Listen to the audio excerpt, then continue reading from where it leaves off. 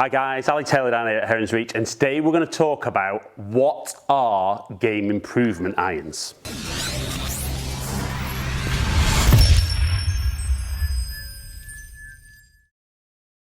So last week on social media, I kind of followed a little thread when golfers were talking about what are game improvement irons, and there was lots of different opinions as to what people felt game improvement meant, what type of irons they were. So I thought it would maybe interesting for me to do a video with my opinion on what game improvement is.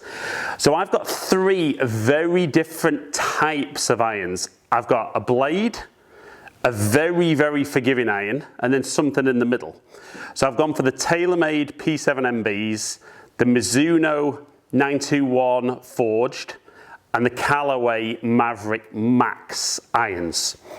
So I think when most guys talk about, game improvement irons, they talk about something that's ultimately forgiving, that you can kind of hit anywhere on the club face, get a decent shot out of that, maybe hit the ball a little bit further for guys who don't get that much out of it. And where I don't disagree with that, is that necessarily then improving you as a player? It's maybe getting better, maybe more consistent results, but if you're not improving your skill level, is it a game improvement iron? So I thought a nice little test would be something with no forgiveness, a little bit of forgiveness, and lots of forgiveness. I'm going to hit half a dozen shots on TrackMan with each, and I'm going to talk you through where maybe my opinion is that for some golfers, this isn't game improvement. Maybe this is game improvement. For me particularly, I might need forgiveness, but I possibly feel they're going to make me a better player while they've gone in my bag. But I'm going to hit some shots, give you some feedback, give you some numbers as ever from TrackMan. I'm going to use Titleist Pro V1X. Hope you enjoy the video, but watch, and as you're watching, comment below. Let me know what you think as I'm hitting the different clubs. See if you agree or disagree with my opinion on what game improvement irons are. Right then, so like I said in the introduction there, game improvement irons are about improving your game. Now, that leads to that question though, is it improving your game through, if you're not particularly good at delivering the club, giving you better shots? And I don't necessarily disagree that if you're someone who struggles with ball striking, maybe something with a little bit more forgiveness across the face is going to help. But is that necessarily improving then your skill, which ultimately improves your game? So like I said, I'm going to hit half a dozen shots with I'm going to go with the blade first, the TaylorMade P7MB, then I'm going to go for the Mizuno 921 forged, then finally onto the Callaway Maverick Max. Now, obviously when you look at the clubs from the back, very, very different. I think most people would agree probably the blade is the best looking club from the back, maybe going towards kind of then the forged, then the Callaway. I think when you put them down behind the golf ball, I think just literally the size of the head would inspire less confidence with the blade. Some guys would then say the mid one kind of ticks more boxes because it looks decent, but still offers some forgiveness, whereas some guys will love the look of the big chunky head. So like I said, I'm going to hit half a dozen shots. I'm going to leave TrackMan on, but I'm not going to do it so I can see the numbers. We're going to then look at how good the ball striking's been, how maybe consistent the distances have been, and then kind of what the dispersion rates are like, and then from that discuss ultimately what we think game improvement actually means. So like I said, half a dozen with the blade first off. Now obviously very different lofts at 7-iron, so the potential for different distances.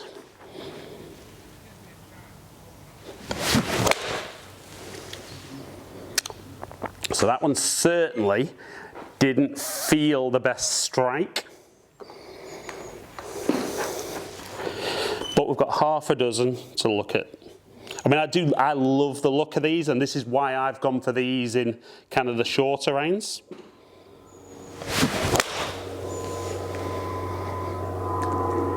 And for me as a golfer, game improvement is about I think for me, making sure that I'm focused on what I'm doing enough, and I know if I'm focused well on my swing thought, generally my ball striking is pretty decent. The first one might show that that's not the case, but as a general rule, 7-iron down, I wouldn't worry too much about my ball striking.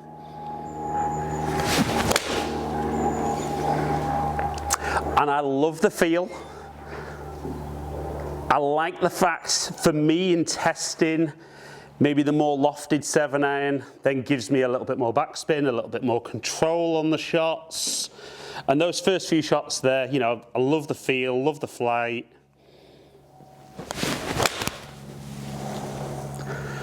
Maybe that one just turning over a little bit. Be interesting to see once those shots are normalised. There's a little bit of breeze out here today, so I'm going to take the elements out.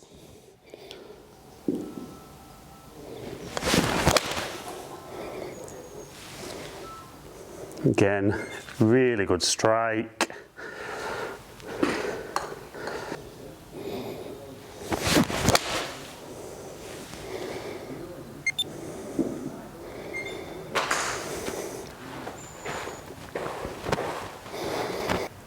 So when we look at the blades there, we could see certainly very, very consistent with the last 5 on carry distances. Certainly that first one, you know, not miles off centre to be fair, but we can see the smash drop down, distance drop down. But when we look at the average there, you know, I would say as a general rule, that's pretty good. Decent smash factor, not incredibly high. Decent spin with the 7-iron, carry in 154. 159 total, and if you look at the 153 carry, if I were to take that first one out, at 157, the rest of those 5 incredibly good, but we do need to consider that first one. So that first one would have cost me a little bit, but all in all, not too bad. So that moves me into the 921 forged, which definitely, you know, down behind the ball, you know, for me doesn't tick as many boxes, but I think for the guy or lady who just is a little bit nervous with that smaller head, you know, something like this is very, very popular nowadays, and certainly seeing a lot of split sets already in 2020, maybe longer irons in more of this, and then maybe even a blade into the shorter stuff. But let's have a look at those, and let's get going with the, we'd say, mid forgiveness. And from a feel perspective, I still think it feels good. Don't think it feels as nice as the blade off the club face.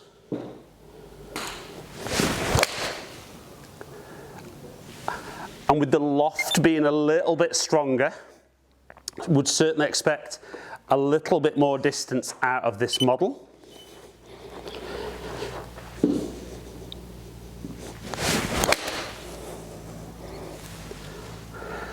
That one just hanging out to the right a little bit. And I think it depends as a golfer, you know. I always say when golfers are looking at new irons, there's kind of a number of boxes that they probably want to tick. You know, it's performance. Performance is different things for different golfers. Do you want more distance? Do you want more control? There's kind of how does it look? How does it feel? There's price. So there's a lot of different things. And I think nowadays the equipment's that good that you can generally find something that ticks every single box. But so far, the mid forgiveness is working pretty decently. So again, good solid one. Now I would say, and I say this in all my videos, I think the accuracy thing, particularly with irons, is very user-based. Now, I do appreciate slightly off-centre has a little effect with irons, more so with woods. So I think if you're somebody that hits it side to side, I still think that's more about developing your skill set. Or maybe just a little bit to the left. But looks very, very powerful flight-wise. So let's go one last one with the 921 forged.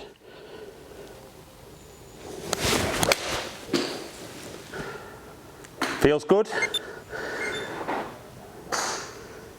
So let's look at those numbers and see how kind of a bit of forgiveness works for me. So we can see the numbers down the side. Again, you know, fairly consistent, but certainly we saw more distance from less loft. So when we look at the averages, as a general rule, the strikes were good. Maybe that first one was very similar to the initial strike with the blade and definitely didn't see as much of a drop off. But when we look at those averages, they're still a very healthy smash factor, which I'd expect from less loft.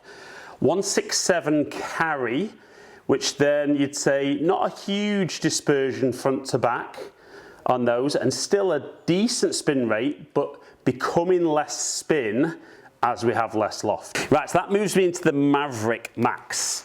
Now, to be honest, I've not picked these clubs for any particular reason. I just wanted to go something with almost no forgiveness, a little bit of forgiveness and lots of forgiveness. I've not done it for a particular brand, but there's lots and lots of different options out there I could have tested. But this is definitely the model out of the three that I think most golfers would agree would currently be considered game improvement. And I think a lot of that is about, golfers talk about game improvement as to when they hit a good one, do they maybe get a little bit more of that than they do out of the current model, but more on the miss hits. So do the results improve from a consistency perspective? Now I think that just comes down to ball striking then rather than actual control.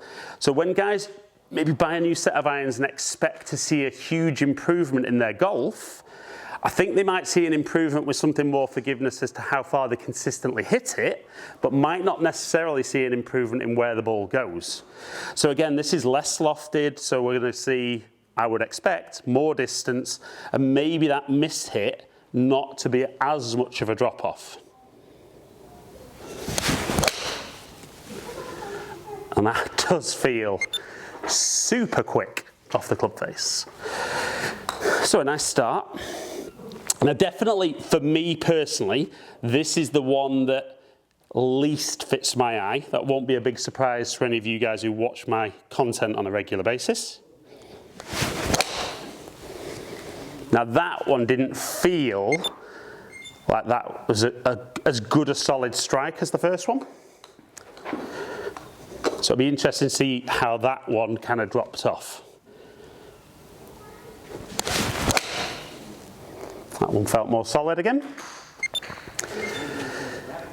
And it's definitely a funny one for me because it's almost like, and this will sound an odd comment, that the more forgiving the club I use, maybe the less good my actual ball striking tends to be. And I wouldn't say it's because I'm consciously not focused. I think I'm just aware that it doesn't need to be struck as well, and therefore I don't always strike it as well.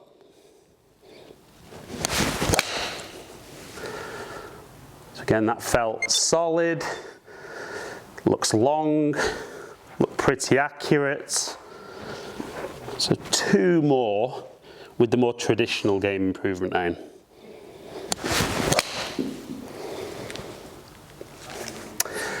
Don't think there's going to be any competition on distance between these three. And one final one.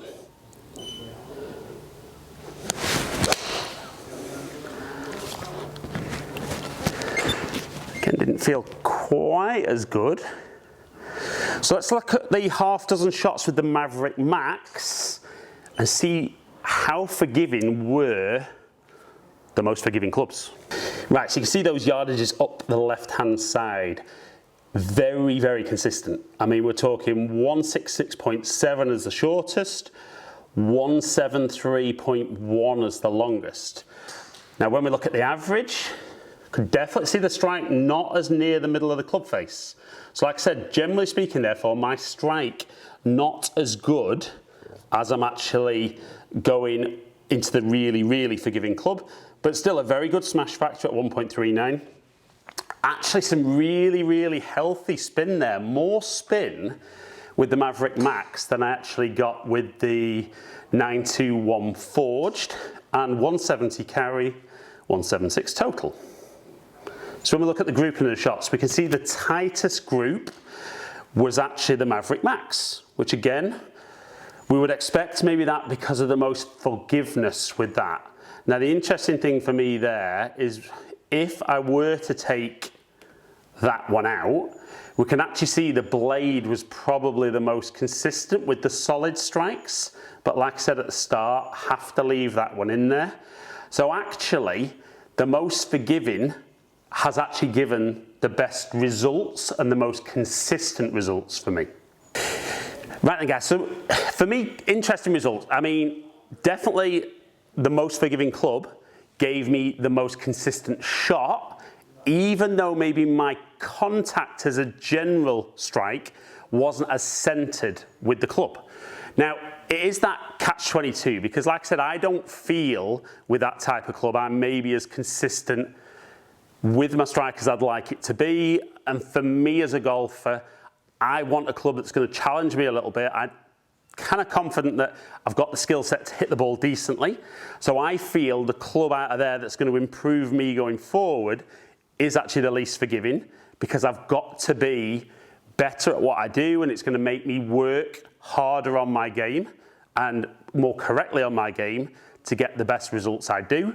I think equally though, you know, I'm looking at looks and feel as really important things in my golf bag, and as good as they might perform on full shots, I think when I get into some of the finesse shots around the green, I wouldn't be as keen on that. I could definitely get away with that, but I love the look and feel of those. So I think if you're somebody who maybe doesn't work that hard on their game, you know, doesn't maybe have coaching, doesn't practice too much, you know, something with lots and lots of forgiveness can be hugely beneficial. I think if you're somebody who has got a reasonable amount of ball striking and maybe wants a club that's going to stretch you a bit more as a golfer, you might go for something more in the middle. And then if you're potentially a slightly better ball striker, that's where this club could actually be the one that improves your game the most, because it might give you a more consistent distance, might help you gap in better in those lower irons, so you haven't got some big gaps and you can get the ball nearer to the hole. But I just think, you know, it's very easy for game improvement to literally always be that iron. Whereas I think game improvement is very much down to, you know, what the individual's after, what they need, and then fitting the right club to those needs to help you play better golf. So guys, hope you've enjoyed today's content. If you have, like it and share it, comment below and I'll get back to as many people as I can. If you have enjoyed today's video and you don't currently subscribe to my channel, please consider clicking the button below, ring the notification bell, and then you'll find out whenever I drop a new video. Follow me on all my social media platforms, all under Ali Taylor Golf. Hopefully catch up with some of you guys down here soon. Stay in contact.